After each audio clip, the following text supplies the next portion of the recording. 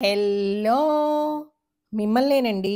అందరికీ నమస్కారం. సంప్రదాయాల వారసత్వం, గురుస్వాముల ఆశీర్వాదం.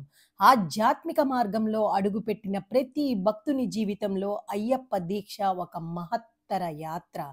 ఈ యాత్రలో స్వాములు ఎన్నిసార్లు దీక్ష తీసుకుంటారో దాన్ని బట్టి భిన్నమైన పేర్లతో పిలుస్తారు. భిన్నమైన పూజను అందిస్తారు. భిన్నమైన గౌరవం ఇస్తారు.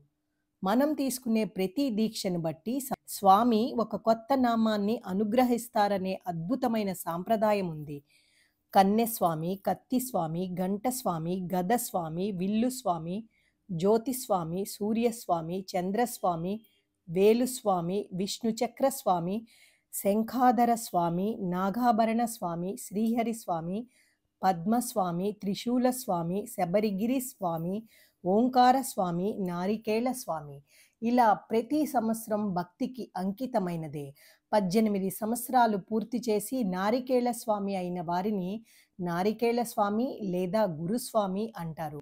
వీళ్ళని ప్రత్యేకంగా సత్కరించటం సంప్రదాయం.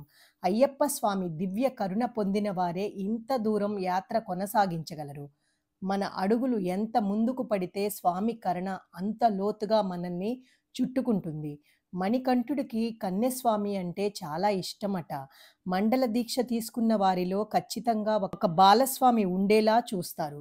స్వామియే శరణం అయ్యప్ప. మీకు నచ్చినట్లయితే లైక్ చేయండి, షేర్ చేయండి, సబ్స్క్రైబ్ చేయండి. మీతో అనురాధ కంచర్ల.